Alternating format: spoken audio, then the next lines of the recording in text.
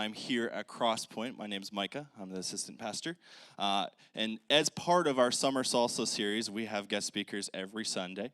And today, it's my great pleasure to introduce our guest today. He is the youth pastor at Sherwood Park Alliance Church. He also is a great man of faith and an Oilers fan. I don't know if there's a coincidence there, but we love him anyways. So if you're new at Crosspoint and you don't know how we do this, we usually make a lot of noise for our guests for a long time until they're very embarrassed. So let's make some noise for Brody Jespersen.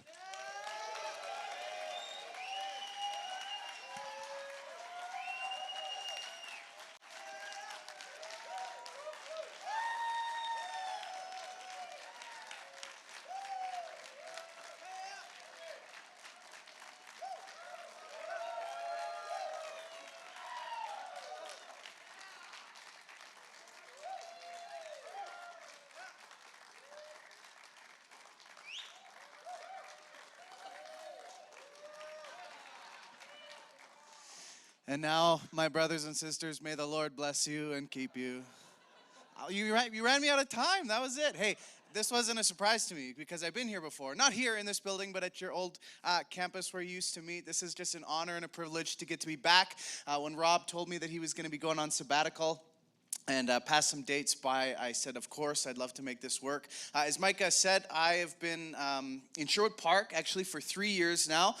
My family moved up. I grew up in southern Alberta, Taber, Alberta, to be specific. I was a kid who grew up outside of the church, and at about 19 years old, came to faith and got called into ministry right away. I've served in 3 different churches since then, one in Calgary, one down in Lethbridge, and now at Sherwood Park. And so I oversee the youth and young adult ministry. This is exciting to be here. 2 of my youth pastors are back at our home church leading that service there, which is awesome. So God is good. And so thanks for having me. Thanks for letting me do this. It's Father's Day. And, we just prayed about like authenticity and real, and God wants broken people. My family couldn't be here. I have 3 little kids, so I am one of the dads in this room. Privileged to know I don't take that for granted at all. But we did breakfast this morning because my son is in a baseball tournament. He's 7, our oldest. And so they've got a game happening right now. They're probably getting smoked big time. They're not good at all.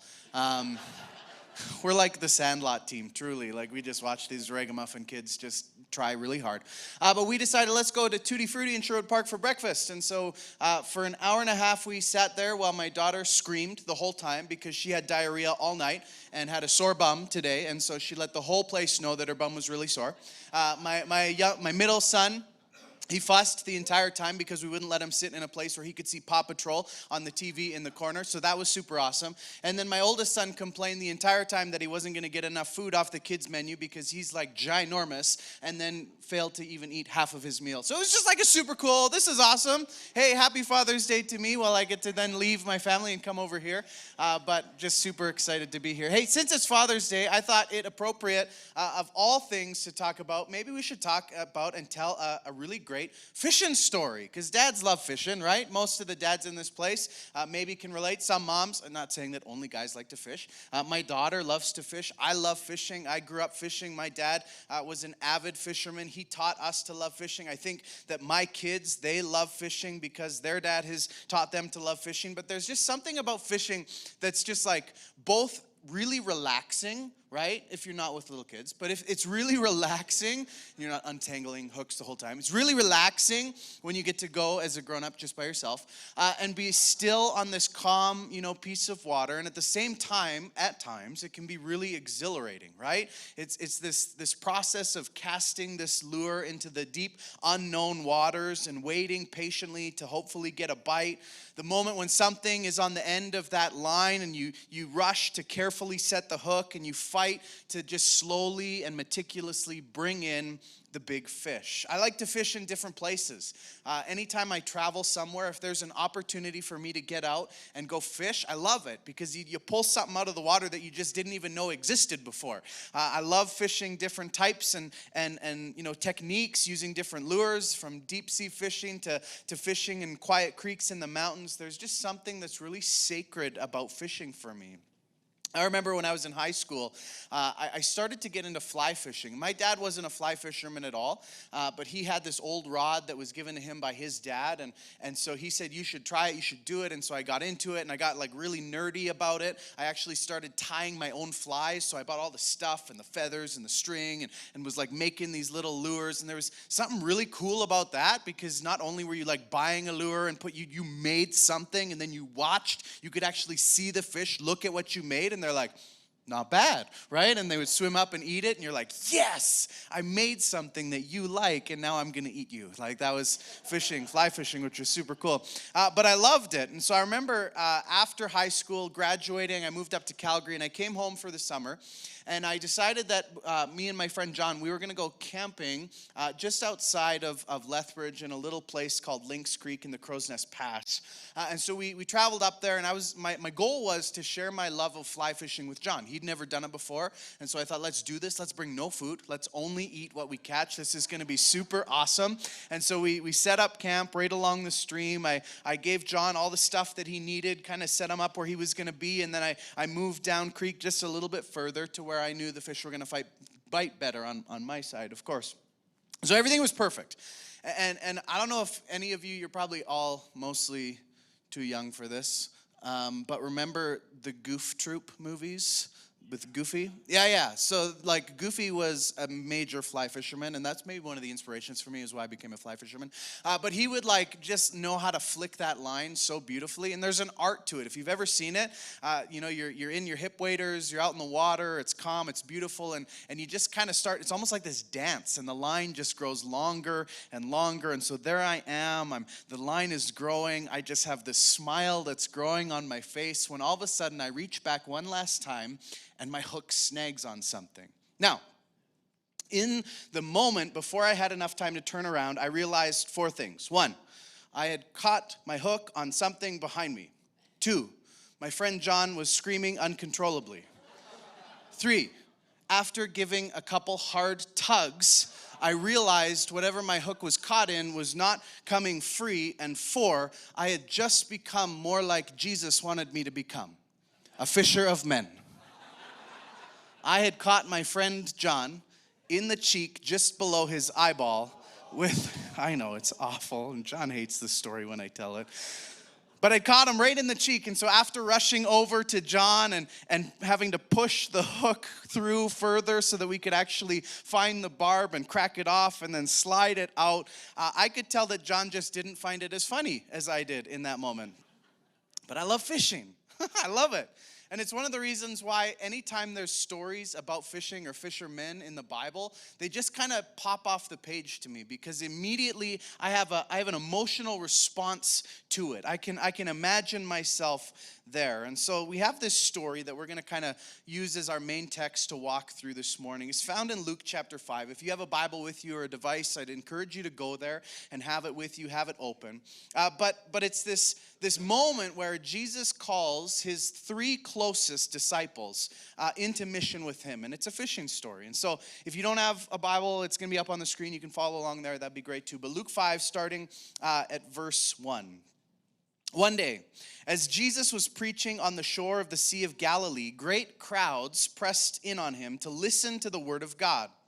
He noticed 2 empty boats at the water's edge, for the fishermen had left them and were washing their nets. Stepping into one of the boats, Jesus asked Simon, its owner, to push it out onto the water. And so he sat in the boat and he taught the crowds from there. And when he finished speaking, he said to Simon, "Now go out where it's deeper and let down your nets to catch some fish." "Master," Simon replied, "we worked hard all last night and we didn't catch a thing. But if you say so, I'll let the nets down again." And this time their nets were so full of fish that they began to tear. A shout for help brought their partners in the other boat, and soon both boats were filled with fish and on the verge of sinking. When Simon Peter realized what had happened, he fell to his knees before Jesus and said, "Oh Lord, please leave me. I'm such a sinful man." For he was awestruck by the number of fish they had caught, as were the others with him. His partners, James and John, the sons of Zebedee, were also amazed. And Jesus replied to Simon, "Don't be afraid. From now on, you'll be fishing for people." And as soon as they landed, they left everything and they followed Jesus. This is the word of the Lord. Now, imagine with me just being there for a moment, and this guy comes along, someone who you didn't know, but you'd been hearing rumblings of, you've been hearing about his movement, what he's kind of doing. He's stirring up a little bit of attention, and he asks you if he can borrow your boat, if he can take it. Now, Simon, who would later have his name changed to Peter, says sure, and so Jesus floats out into the water, and he uses it as a bit of a makeshift stage to teach the crowd that's gathered. And after he finishes his little sermon, he turns back to Simon and he says, now go out to where it's deeper and let your nets down for a catch. Now Peter, we would assume he's actually really tired. He describes to Jesus that they'd been fishing all night. Their fishing enterprise had worked all through the night, and all for nothing, he describes. And not only that, but this was their lake. Like, they were the experts of this lake. They knew it. They ran the business of catching the fish from this lake. And at this point, the fish were not to be caught.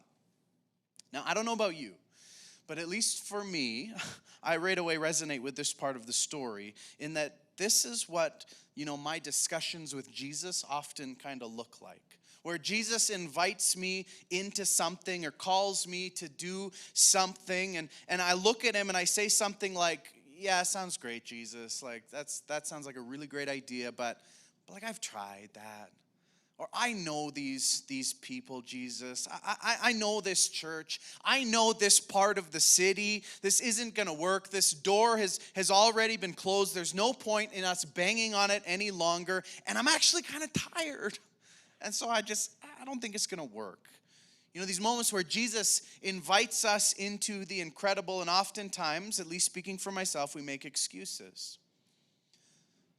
But Jesus knows best, right?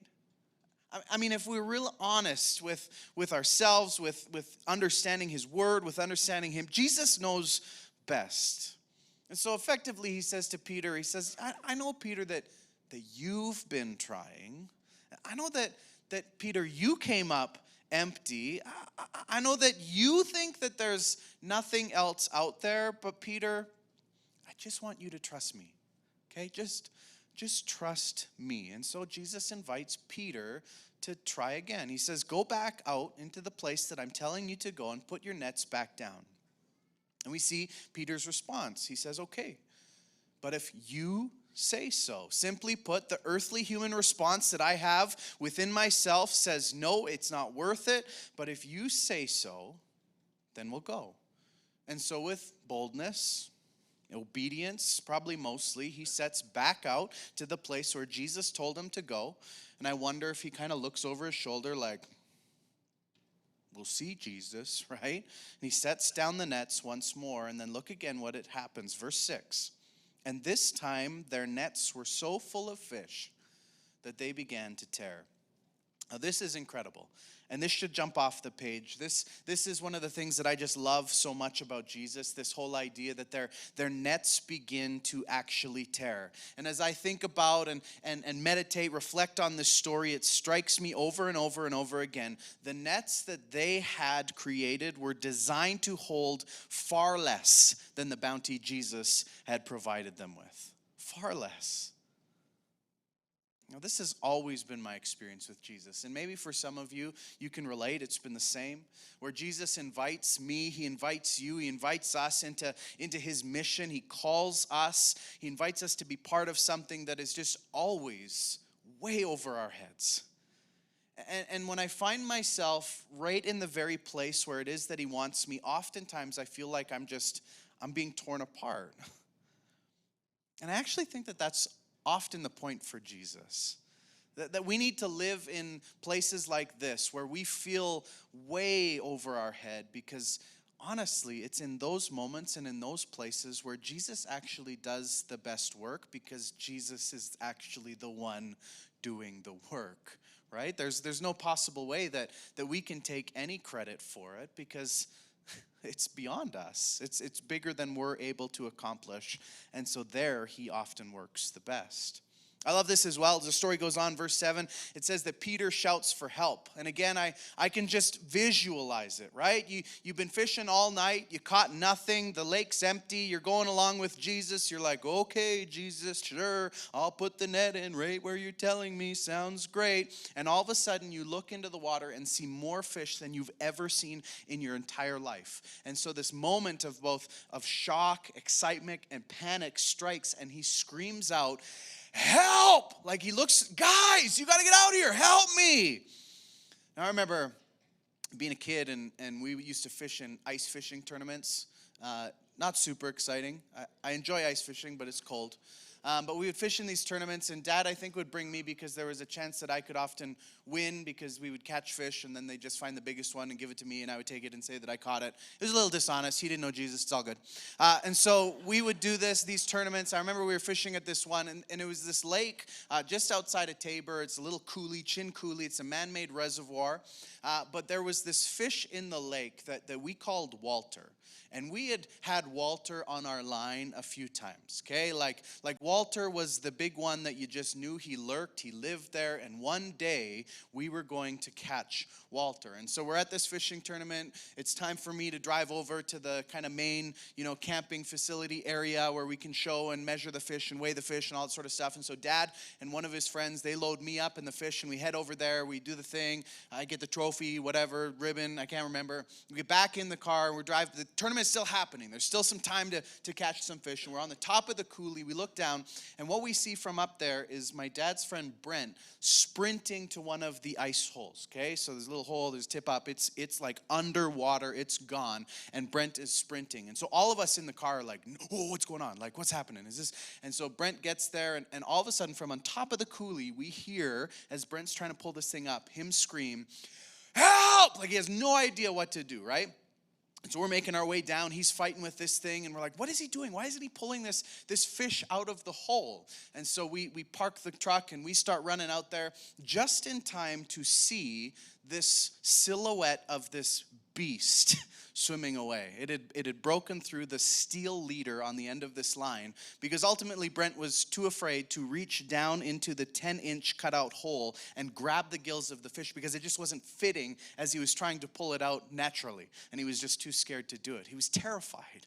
And so there went Walter. Now, cool story about like 3 years ago, my dad caught Walter. I wish I would have brought a picture. I should have thought about that. But he caught Walter, a 43-pound northern pike out of Chin Coulee, just like crazy. He's bigger than my kids. It was awesome. Super good keeper. But Peter, he calls for help because he knows I'm not going to be able to accomplish this on my own. There's no chance that I'm going to be able to bring this load of fish into my boat, and so he needs the help from his community in order to do so. And so his friends, they paddle out in their boats to where he is, and I'm sure he's just frantic, and so between their two boats, they start loading the fish because they know one isn't going to be enough to hold it. And still we read that what was loaded onto these boats was bigger than their capacity, as both boats were now on the verge of sinking. You see, the vision and mission that Jesus calls us and invites us to be a part of is one that we cannot do or accomplish in isolation or on our own. We can't. It wasn't designed to be done that way. It was designed to happen in community. This is the very reason for community. This huge, massive call that Jesus gave to go into all of the world and tell the good news about Jesus Christ is a mission and a vision that's just simply too great. And so he's helping James and John and Andrew understand, hey, you're going to have to work together in this. You're going to be fishing for people, and it's a mission that's going to be huge, and it's going to require community and collaboration. Now, I've been talking about fishing for a long time, and I'm totally not oblivious to the fact that there may be several of you in this room who would say, I am not relating to this at all. I have never fished. I hate fishing. I don't like fishing, maybe because you've never caught anything, which my dad would always tell me it's called fishing, not catching.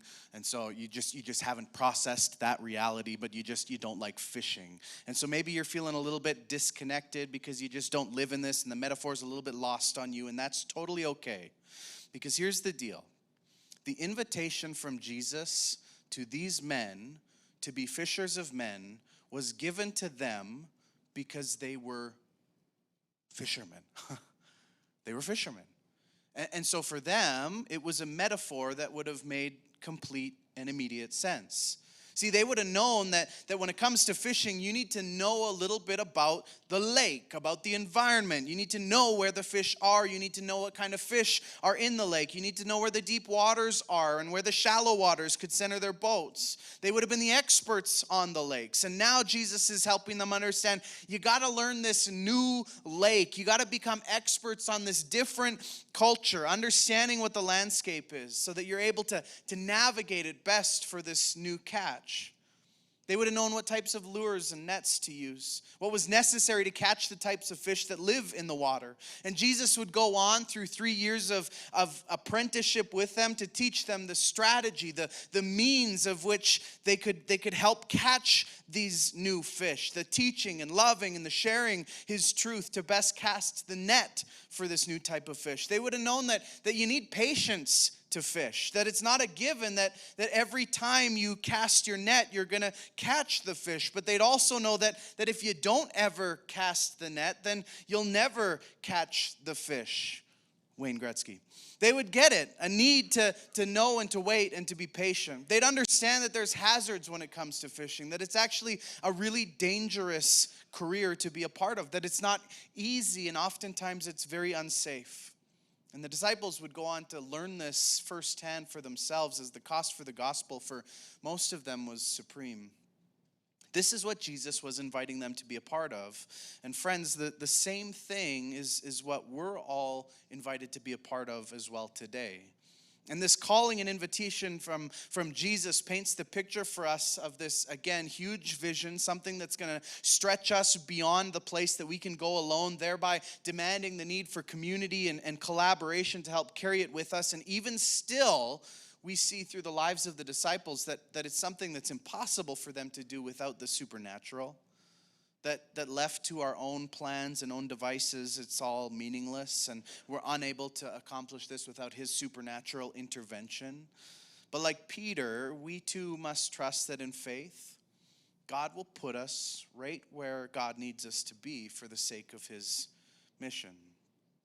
So, I want to make a bit of an assumption in light of this story, and the assumption is this, okay? Now, before you oh, thank goodness, stay with me because I need to lead you here, okay? So the assumption is this. I don't think that in this story we interpret it as Jesus is calling all of us to be fishers of men, okay? Just before you get upset with me or write emails to Rob on his sabbatical, let me explain what I mean, okay? I don't believe that Jesus is calling all of us to be fishers of people. Now, I do actually fully believe that each of us have been called to be evangelists and to tell the story of Jesus, to share his truth to those all around us and to his kingdom's sake for his glory. But he called these 4 men to be fishers of men, I already said it, because they were fishermen.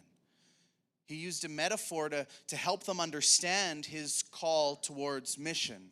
And he did the exact same thing throughout his ministry a couple times with farmers, right? The message was still the same. The farmer was to throw the seed everywhere, and some of the ground was too hard. It got choked up by weeds. Some was fertile, and it grew. And the message was throw the seeds, plant the seeds, and let God do the rest of the work. And the farmers listening would have been nodding. Totally, we get this, right? Now, there might be more farmers in this room, maybe, than there are fishermen, probably not. But we're not all called to be farmers for the sake of the gospel. See, here's what I believe Jesus is doing in and through this story. And friends, please don't miss this, okay? You see, Jesus never once called professionally trained religious experts to be his disciples, right? Which is kind of shocking. He never showed up when he came on the scene and it was like, hey, time to get my team. I'm going to head down to the synagogue, the seminary, find the recent grads. I'm going to build the A-team. Got to find somebody who's sick on guitar. Got to find somebody who's got great hair and can preach. This is the team He didn't do that, right? And he could have done that, but he didn't. Instead, Jesus, what he did was he called artisans. And then he encouraged them that who they are and the skills that they had were serviceable for his kingdom. And so hear that again. Jesus called artisans and encouraged them that the skills they already had were serviceable, could be useful for his kingdom. I think this is the picture that's most clearly painted for us in this story.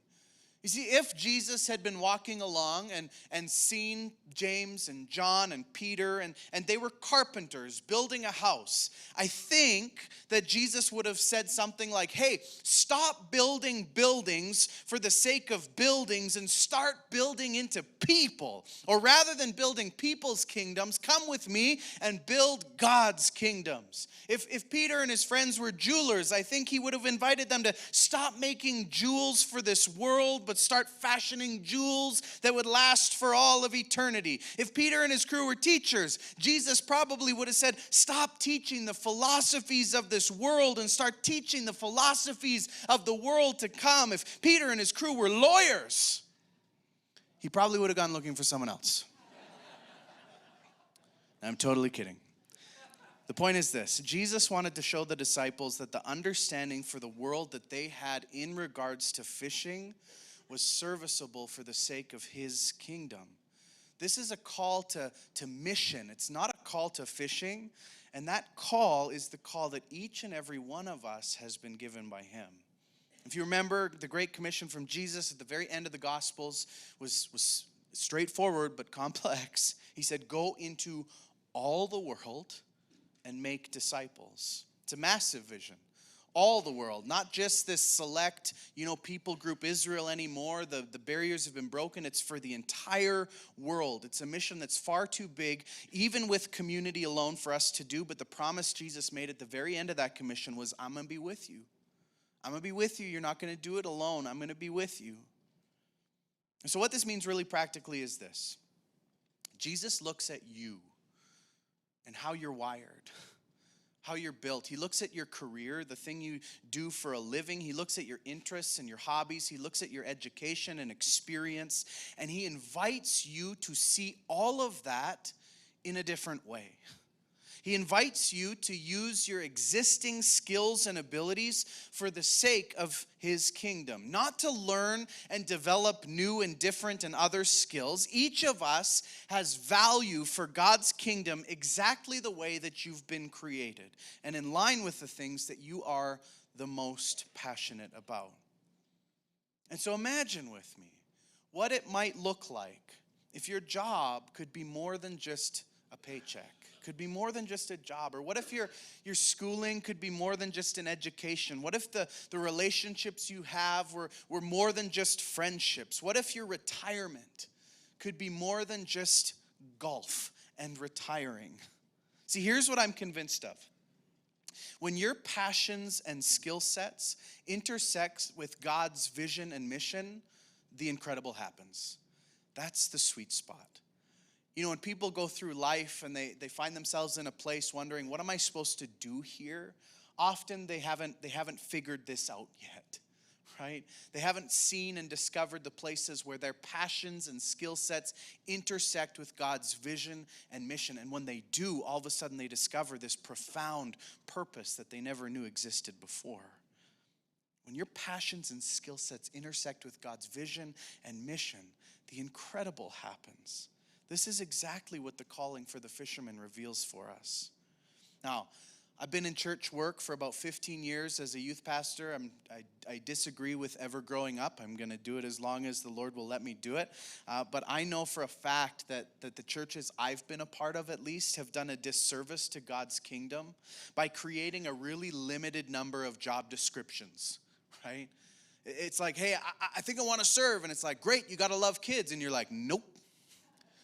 Well, you got to like shaking hands. Nope, not okay with that either. Well, you got to learn the guitar then. Sorry, don't got any hands, right? Like, well, what am I going to do? How am I going to engage? We've done a disservice to God's kingdom by creating a very limited number of job descriptions for people to step into in order to be used for God's kingdom. I remember when I pastored years ago in Calgary, we had a family who owned a mechanics shop, and they got this. They believed in this. For them, their passion, their skills was fixing cars, repairing vehicles. And they knew for a fact that their passion for automobiles could intersect with God's vision and mission. And so they allowed it to do so. And so they would look for ways and opportunities to use their shop on mission. They'd fix cars for people who they knew could not ever afford to have a reliable vehicle. And then they'd let them know there's no charge, because they just believed that they were called to love the least of these because someone somewhere told them that. They cared for us as pastoral staff, knowing, hey, if we can release the burden of all this for you guys who live on these, smaller than normal salaries, we can help you be freed up to just push and do mission. And so they served. They used their gifts and abilities for God's vision and mission. It's profound. I don't know if any of you have ever come into contact with a ministry called International Justice Mission. But here you have this group of lawyers. Now I'm going to make it up to lawyers right now. If there's any lawyers in the room now, I'm going to apologize and make it up to you. But there's a group of lawyers in our world that have a heart and vision for justice. And they've allowed their passions and skills for administration and details and law to intersect with God's vision and mission. And they're dedicating their lives to see that justice is played out all over the world in helping free people from slavery and sex trafficking in the darkest parts of our world. They get it. I know hockey dads who see their love for the sport and their place as coach on a team to be a place on mission. They've aligned their passions and their skill sets with God's vision and mission, and the incredible is happening. And so my question for each of you, just to kind of think through, process a little bit today, is what's my fishing? What is my fishing? What are my passions and skill sets? And how and where can those skill sets intersect with God's vision and mission? Because where that happens, the incredible takes place. And so my invitation for you is, would you let them? I haven't been super connected to your church for sure. I've got to know Rob a little bit. Colin has been a guy that I've got to know. Mike, I'm getting there's stuff that's happening here. This is exciting. I was here about a year ago with Beverly, and I know some of you were here then too. And what God has done and how He's blessed this community, this new church, the new life that's happening here. There's exciting things that are taking place. The story is in October, you're opening and making more room, another service. All of this is going to bring with it significant needs for this church. And so, as a guy who's just kind of flying in, not literally drove here, but I drove in, and I'm going to drive back home to my church and work in my office this afternoon. I'm just a voice kind of imploring, but I would hope that you'd hear it maybe as God's word as well. Friends, don't just be spectators in this season.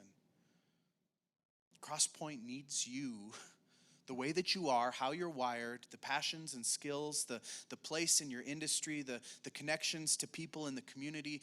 They need all of it to accomplish the vision and mission of this place and for the sake of the gospel and for God's kingdom here on earth. And so now is the time more than ever to step up and step in. And I'd encourage you, talk to the team here, process what that could look like. But step up and be involved. Don't just be a spectator. Now, as I wrap up, I want to just give a little bit of a different invitation, because here's the deal. I know when something like this is talked about, we have different responses, and so I tried to anticipate what would be some of the responses that people might have to this message. The first, is kind of common. We can be fired up, right? And it's like, oh, I feel motivated. I want to do something. I'm going to talk to Mike. I'm going to talk to Colin. I'm going to get involved. I'm going to phone Rob, and he's not going to answer you because he's on sabbatical, so leave him alone. But when he comes back, I'm going to talk to Rob, and it's going to be awesome. And I'm going to go. I'm going to charge. I'm going to make this happen. And if that's the case, awesome. We don't need anything else. I've kind of, you go. We're done here, right? Perfect. I'll pray for you, and you start going. Don't waste that. The second response is we can just kind of go, cool, whatever, sounds good. Another salsa speaker, is that what I'm called? Coming and giving another talk and whatever, sounds good. It's entertaining for a little bit, maybe wasn't, kind of boring. Whatever. That can be your response, and that's totally fine. I'm happy that you're here and you're part of this, and if that's your response, no problem. But my job isn't actually to like change you from there. That's God's work. And so I'm gonna hope and pray, and at the end I'm gonna pray for you that God would maybe shape you and change you and bring you into that camp of motivation as well. But then there's this third response. And I know oftentimes I have this response to stuff like this. And it's a response that kind of, after looking at myself, looking at my life, holding it up to, what, God is saying. And I start to feel a little bit insecure. Or I start to feel maybe even like guilty. Something starts to creep in. And I get discouraged because I think things like, I've wasted so much time. What's the point in starting now? Or I've been a spectator up until this point. Like, it's kind of weird for me. I've been around for a long time. For me to now step in and say, okay, like, count me in. I feel that, like, I'm weird. That's weird. I don't want to do that. Or maybe on the flip side, it's, I don't feel like I have anything to offer. Like I've bought into that lie that there's this limited number of job descriptions for God's kingdom, and I don't line up with any of those, and so God couldn't use me in what I have. Or maybe even worse, there's this lie that creeps in that says, I'm not worthy.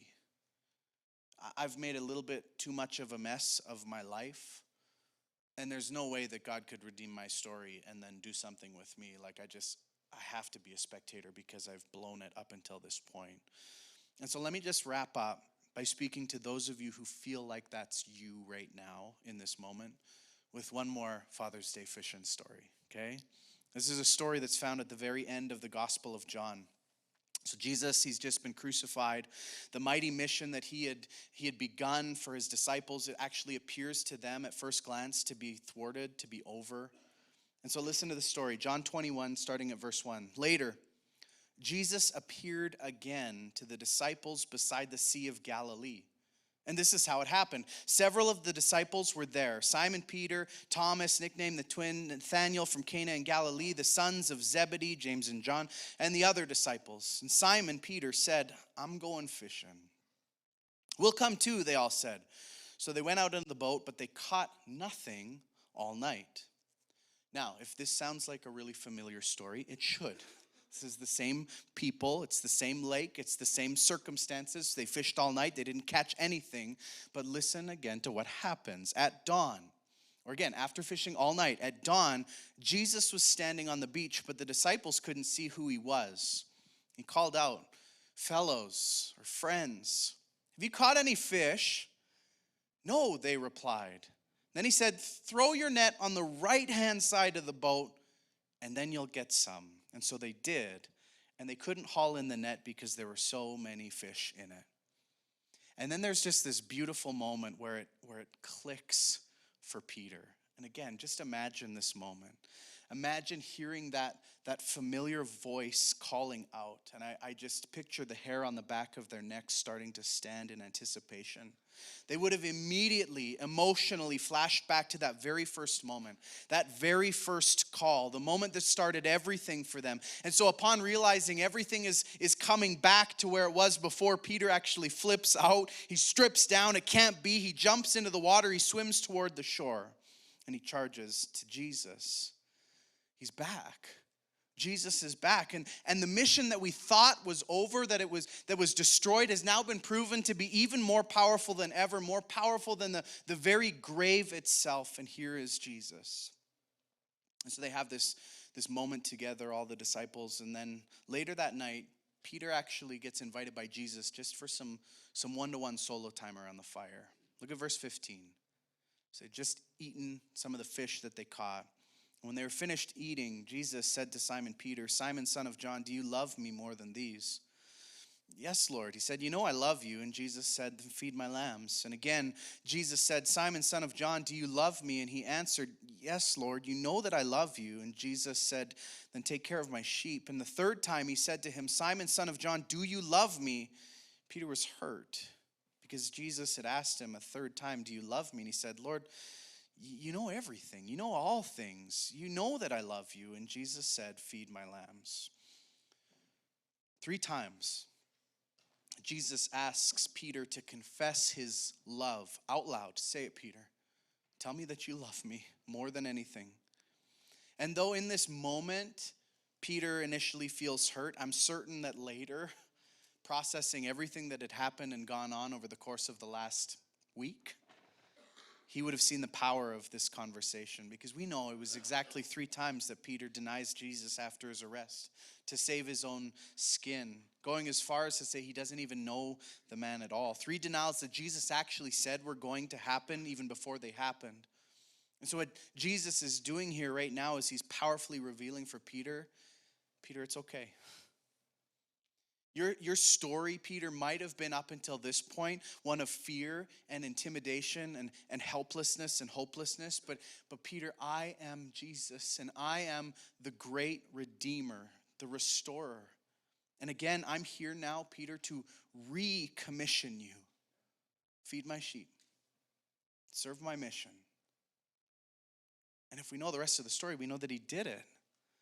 That it's because of Peter's faith and his obedience and his dedication, radical dedication to the mission and those who are with him, that we now have a place like this.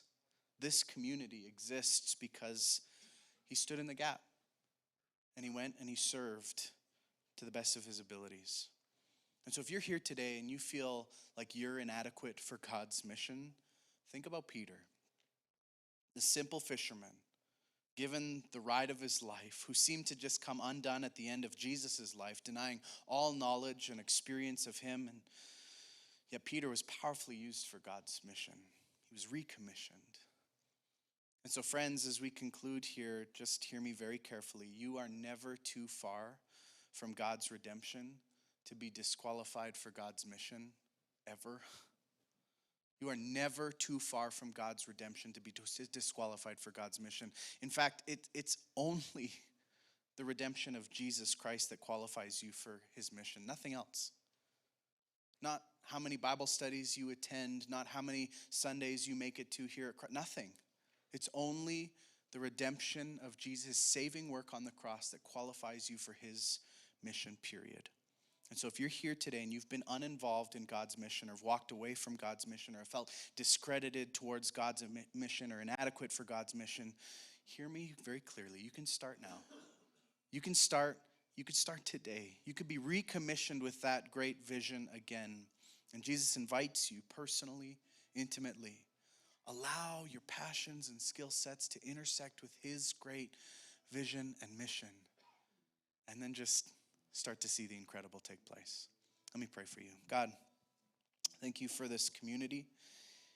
Thank you for the gift of your word that's been just powerfully preserved for us, that we have it. We don't take it for granted. We have it abundantly. And God, thanks that it's active, that it's alive, that it continues to teach and lead and implore and direct. And God, I want to pray for this community. I'm grateful to have had a glimpse into what you're doing here over the last couple of years. It's clear that you have a plan for Beverly, for this part of our city. And you've positioned Crosspoint here for a time such as this. I believe that. But Crosspoint is not just a building with a new name on the front of it. Crosspoint is the people who find themselves in these walls. And so God, I pray that you would invite us, encourage us, implore us, lead us to step up, to rise up, to stand in the gap, and to be used by you powerfully for your sake and for your mission. And so give us a sweetness, give us the motivation, give us your Spirit's empowering and enabling to do what only you can do. And for those of us here who wrestle with feeling adequate or able or good enough or ready, God, with the sweetness of your word, the invitation, your care and concern and love for Peter, would that draw us back closer to you? And may we be recommissioned by you for your sake and for your glory. So God, use Crosspoint in powerful ways to impact our city. We pray this in Jesus' name. Amen.